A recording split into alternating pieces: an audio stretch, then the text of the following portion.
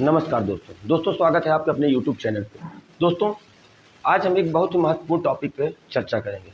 दोस्तों आज हम प्रथम विश्व युद्ध के बारे में चर्चा करेंगे। दोस्तों आप सब जानते हैं कि बोर्ड के एग्ज़ाम और एक दिवसीय कंपटीशन परीक्षाओं के लिए ये टॉपिक आपका बहुत ही इंपॉर्टेंट होता है। तो दोस्तों आज की इस वीडियो में हम जानेंगे कि प्रथम विश्व युद्ध कब हुआ, प्रथम विश्व युद्ध किसके किसके बीच में लड़ा गया, प्रथम विश्व युद्ध के क्या कारण थे और प्रथम विश्व युद्ध के क्या परिणाम हुए और दोस्तों भारत की इसमें क्या भूमिका थी। चलिए दोस्तों शुरू करते हैं वीडियो। देखिए दोस्तों पहले बात तो थोड़ी बहुत नॉर्मल जानकारी कर लीजिए आप कि दोस्तों प्रथम विश्व युद्ध यह पहला आधुनिक रूप से लड़ा गया विश्व युद्ध था। पहला आधुनिक तरीके से लेटेस्ट टेक्नोलॉजी से लड़ा गया यह पहला युद्ध था। दोस्तों इतना बड़ा युद्ध, इतनी देशों की सेनाएं आज तक कभी भी आपस में नहीं लड़ी। जितने नागरिक इसमें लड़े और जितने सैनिक इसमें मारे गए, नागरिक मारे गए, इतना पहले किसी भी युद्ध में कोई भी हताहत इतनी ज़्यादा कभी नहीं हुई थी। दोस्तों हालांकि यह युद्ध तो 37 देशों के बीचों में लड़ा गया था, लेकिन दोस्तों इसमें कुछ देशों की भूमिका ही मुख्य थी। जैसे दोस्तों प्रथम विश्व युद्ध के समय दुनिया दो खेमों में बढ़ गई थी। दोस्तों एक तरफ थे मित्र देश, मित्र देश और एक तरफ थे केंद्रीय शक्तियां।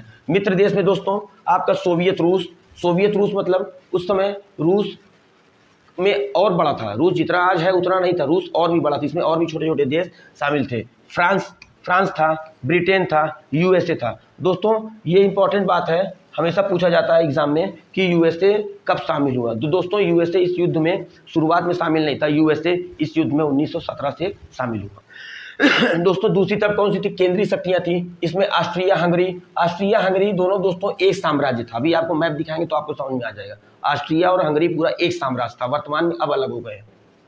एक तरफ जर्मनी था और ऑटोमन साम्राज्य। दोस्तों ऑटोमन साम्राज्य मतलब क्या कि वर्तमान में जो तुर्की है, जिसे टर्की भी हम लोग कहते हैं, वही देश उस समय ऑटोमन साम्राज्य के नाम से जाना जाता था। तो दोस्तों चलते हैं कि देखते हैं कि इसका क्या कारण थे। दोस्तों पहला कारण आपको क्या दिखता है कि सैन्यवाद। दोस्तों एक्चुअली हुआ क्या कि उस समय ब्रिटेन और जर्मनी में औद्योगिक क्रांति आ चुकी थी, तो उद्योग बढ़ रहे थे। इन दोनों देशों की और इनके साथ और भी छोटे अगल बगल देशों की, जैसे फ्रांस है, जर्मनी है, इधर क्या है पोलैंड है, इन सब की क्या हुई, इनकम धीरे धीरे बढ़ने लगी थी। दोस्तों जब इनकी इनकम बढ़ने लगी तो इन्होंने अपना सैन्य खर्च बढ़ाया, और जब सैन्य खर्च बढ़ाया तो उसमें इन्होंने अत्याधुनिक लेटेस्ट टेक्नोलॉजी के हथियार ले आए। जैसे आपका आधुनिक हथियार, जैसे आपका मशीन गन, बम, पानी में चलने वाली स्टीमर, ठीक है, स्टेट गन, रॉकेट लॉन्चर, और सैनिक भी अपने काफ़ी तादाद में इन्होंने बढ़ा लिए। तो दोस्तों जहां भी अगर आदमी सैन्य खर्च पे अपना पैसा खर्चा करेगा तो जाहिर सी बात है वो अपनी सेना को मजबूत कर रहा है, यानी क्या कि भविष्य में हर संभव युद्ध के लिए वो तैयार रहना चाहता है। तो दोस्तों ये आग दोनों तरफ से इस तरह की लगी, ब्रिटेन की तरफ से भी थी और जर्मनी की तरफ से थी। दूसरा कारण क्या है दोस्तों? विभिन्न प्रकार की संधियां। दोस्तों उस समय बहुत देशों के बीच आपस में संधियां हुई करती थी। अपने यहाँ भी संधियां होती थी, आपने इतिहास पढ़े होंगे तो बहुत सी संधि हुई थी, जिसमें एक राजा दूसरे राजा का सम्मान और उसकी संप्रभुता को चुनौती कभी नहीं देता था। और मुसीबत के समय या बाह्य आक्रमणकारी जब भी हमारे उनके ऊपर हमला करते थे तो वो ऐसी संधियां करके रखते थे ताकि वो एक दूसरे की मदद करें। ठीक इसी प्रकार की संधियां, बहुत ढेर सारी संधियां दोस्तों यूरोप में हो गई थी। जैसे एक संधि है आपकी 1882 का triple alliance, Germany, Austria Hungary और इटली में हुआ था।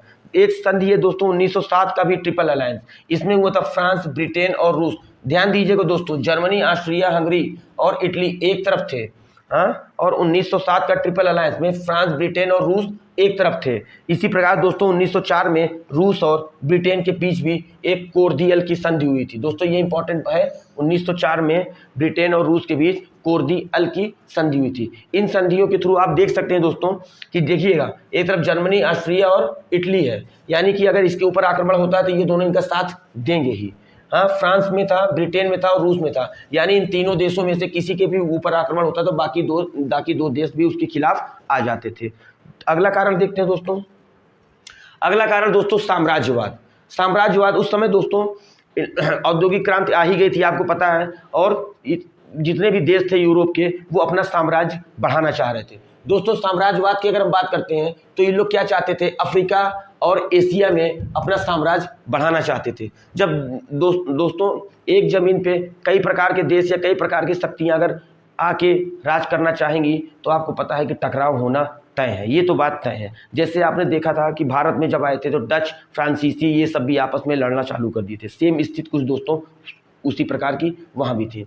इसके बाद देखते हैं दोस्तों राष्ट्रवाद। दोस्तों जर्मनी इटली में एक इन लोग के मन में पता नहीं क्या बैठ गया था दोस्तों, कुछ इस टाइप की ये लोग सोचने लगे थे। इनको क्या लगता था कोई भी देश युद्ध लड़के और जीत के ही महान बन सकता है, कोई भी देश युद्ध लड़के और जीत के ही महान बन सकता था। जर्मनी इटली में राष्ट्रवाद फैल गया। इन्हें लगा कोई भी देश लड़ाई जीत के ही महान बन सकता है। दोस्तों इसे ही ग्लोरी ऑफ वार कहा गया, इसे ही ग्लोरी ऑफ वार कहा गया। जब इस प्रकार की राष्ट्र भावना और युद्ध लड़ने की इच्छा लोगों में जागृत हुई तो जाहिर सी बात है कि हर देश युद्ध लड़ना ही चाहेगा। फिर एक दोस्तों तात्कालिक कारण है, ये कारण दोस्तों आपको पता होगा या सुना होगा, यही कारण लोगों को बताया जाता है ज़्यादातर। क्यों? क्योंकि ये तात्कालिक कारण है दोस्तों। बाकी तो पृष्ठभूमि थी, यानी पृष्ठभूमि मतलब क्या, वो सब तो 20-25 साल से जो छोटे छोटे कारण थे इकट्ठा होके जो द्वितीय विश्व युद्ध में की लड़ाई का कारण बने। लेकिन दोस्तों तात्कालिक कारण एक बहुत ही ज्वलंत मुद्दा उस समय उठा था। एक्चुअली हुआ क्या कि ऑस्ट्रिया के होने वाले राजकुमार, जो राजा होने वाले थे, यानी ऑस्ट्रिया के राजकुमार सर्बिया के बोस्निया जाते हैं, साइबेरिया के बोस्निया घूमने गए थे, जहाँ पे उनकी हत्या कर दी जाती है। हत्या करने वाले का नाम था गार्विलो प्रिंसेप। इसने सर्बिया के राजकुमार का नाम क्या था? आर्क ड्यूक फर्डिनांड, जो कि सर्बिया के राजकुमार थे, ऑस्ट्रिया के राजकुमार थे, उनकी हत्या गार्विलो प्रिंसेप ने कर दी थी। इस हत्या में एक ब्लैक हैंड नामक संस्था का भी हाथ था। 28 जुलाई 1914 को ऑस्ट्रिया ने सर्बिया पे हमला कर दिया। दोस्तों इनकी हत्या का बदला लेने के लिए 28 जुलाई 1914 को सर्बिया ने क्या कर दिया दोस्तों? हमला कर दिया। चलिए देखते हैं दोस्तों। देखिए होता क्या है, ऑस्ट्रिया हंगरी के जो राजकुमार थे, राजा थे, वो जाते हैं सर्बिया जाते हैं। सर्बिया में इनकी प्रिंसेप ने हत्या कर दी। सर्बिया में इनकी प्रिंसेप ने क्या कर दिया? हत्या कर दिया। इस हत्या का बदला लेने के लिए ऑस्ट्रिया ने सीधे सर्बिया पे हमला कर दिया। दोस्तों आपने पहले ही आपको बता चुके, लोग गुप्त संधियां करके रखते थे। संधि के तहत ही सर्बिया ने रूस से मदद मांगी। रूस ने क्या कर दिया? ऑस्ट्रिया पे हमला कर दिया। इधर जैसे ही रूस ने ऑस्ट्रिया और हंगरी पे हमला किया, इधर से ऑटोमन तुर्की, जिसे हम ऑटोमन साम्राज्य जिसे हम तुर्की कहते हैं आज आधुनिक युग में, उसने रूस पे हमला कर दिया। इधर से जर्मनी भी क्या किया? रूस पे हमला कर दिया। जैसे ही जर्मनी ने रूस पे हमला कर दिया, आप देख सकते हैं तुरंत ही ब्रिटेन ने भी जर्मनी पर हमला कर दिया और इधर से फ्रांस भी जर्मनी पर हमला कर दिया। इस प्रकार धीरे धीरे एक दूसरे के ऊपर सब हमला करते चले गए दोस्त, और इस प्रकार धीरे धीरे इस युद्ध में लगभग 37 देशों ने भाग लिया। यह युद्ध बहुत ही भयानक लड़ा गया दोस्तों। इस युद्ध के समाप्ति के बाद इतिहासकारों का मानना था कि ऐसा युद्ध कभी भविष्य में दोबारा नहीं लड़ा जाएगा। लेकिन कहते हैं ना कि इतिहास हमेशा अपने आप को दोहराता है। तो जब इतिहास एक बार फिर से दोहराया और द्वितीय विश्व युद्ध के रूप में इसका परिणाम आया, जो कि प्रथम विश्व युद्ध से भी ज़्यादा भयानक तरीके से लड़ा गया था दोस्तों। आगे देखते हैं दोस्तों, इस युद्ध का परिणाम की बात करते हैं तो 1918 में मित्र देशों ने जर्मनी को हरा दिया। परिणाम की बात हो रही है दोस्तों, जर्मनी को हरा दिया। 1918 में ही तुर्की सबसे पहले क्या हुआ? 1918 में जर्मनी हार जाता है।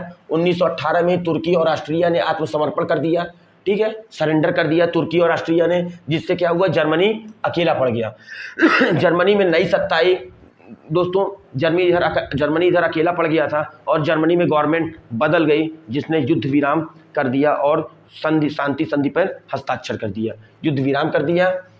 11 नवंबर 1918 को युद्ध विराम हो गया, यानी युद्ध खत्म हो गया और परिणाम स्वरूप अमेरिका विश्व शक्ति बन गया। दोस्तों अभी अमेरिका कब कूदा था, क्यों कूदा था, ये भी आपको बताते हैं।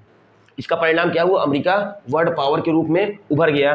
दोस्तों एक सबसे महत्वपूर्ण बात इस युद्ध में ये एक थी, वर्साई की संधि। वर्साई की संधि हुई और दोस्तों यही वर्साई की संधि आपका द्वितीय विश्व युद्ध का कारण सिद्ध होती है। वर्साई की संधि एक्चुअली हुआ क्या था, जब ये देश मित्र देश सारे देश जीतने अपना युद्ध जीत गए तो इन्होंने जर्मनी के ऊपर दबाव डाला कि भैया फ्रांस ने दबाव डाला जर्मनी के ऊपर कि भैया जितना हमारा युद्ध में खर्चा हुआ है, जो हर्जाना हुआ है, आप हमको भरिए। जर्मनी की खुद की अर्थव्यवस्था भी युद्ध से ग्रस्त थी, तो वहाँ भी अर्थव्यवस्था कोई पटरी पे तो थी नहीं, तो उनके पास पैसा नहीं था। तो वर्साई के महल में एक संधि होती है जिसमें हर्जाने कैसे वसूला जाएगा ये डिसाइड होता है। और इसमें क्या डिसाइड होता है दोस्तों कि फ्रांस जर्मनी का 75% कोयला ले लेगा, 75% लोहा ले लेगा और लगभग 26% कोयले का एरिया ले लेगा।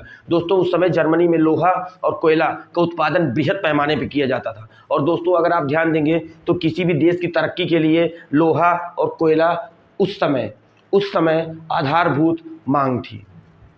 बिना इसके तरक्की संभव हो ही नहीं सकती। अर्थव्यवस्था का आधार था इनके लोहा और कोयला का मतलब कि खनन और व्यापार करना। दोस्तों हर्जाने के रूप में फ्रांस ने इससे यही ले लिया और बाद में हिटलर ने इसी कारण, हिटलर को ये बात बहुत बुरी लग गई थी और बाद में हिटलर ने द्वितीय विश्व युद्ध में भाग लिया, बढ़ चढ़ के भाग लिया। दोस्तों समझ में आ गया वर्साई की संधि में क्या हुआ।